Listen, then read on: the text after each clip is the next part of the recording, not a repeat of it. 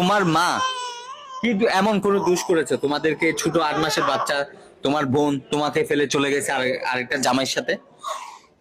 ভাইয়া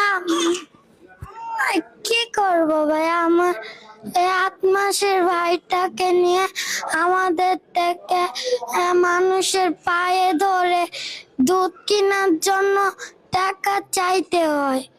আমার জন্মদাতা মা এবং পিতা আমাদেরকে ফেলে চলে গেছে।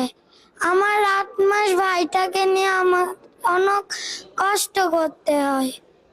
মানে তোমার মা বাবা দুজনে মানে সুখে সংসার করতেছে, জি বিয়ে করে ফেলছে? জি ভাইয়া, বিয়ে করে ফেলছে। জি তোমার মা কি এখনো খবর নেই তোমার? ভাইয়া ফোনে খবর নিত।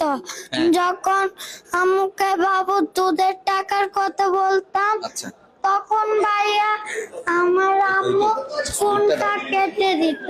আচ্ছা, মানে তোমার মা তোমার ভাইকে দুধ খাওয়ানোর জন্য একবারও আসতো না? না, আসতো না? জি না, এই যে তুমি কখনো আসেনি। কখনো আসে নাই? না ভাইয়া। মাই গড, তাহলে তুমি কষ্ট করে টাকা উঠাই উঠাই দুধগুলা তুমি নিজেই এই যে মানে দোকান থেকে দুধ কিনে বাচ্চাকে বাচ্চা রাখছো। জি ভাইয়া। তোমার বাবা খবর নাই না?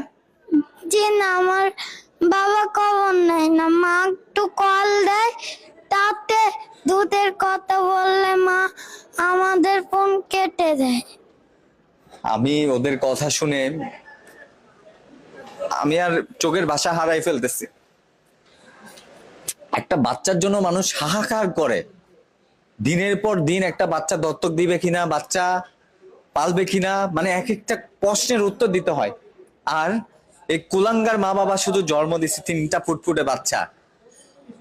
এক মুঠো সে জন্ম দেওয়ার পরে আরেকটা জামাইয়ের সাথে সংসার করছে মনে প্রাণে, অথচ এই বাচ্চাটার একটু দুধ খাওয়ানোর জন্য এই ছোট্ট বোনটি মায়ের কাছে কতবার কল দিয়েছে, অথচ সেই মা আরেক আরেক জামাইয়ের সাথে সংসার করছে আরামাইসে।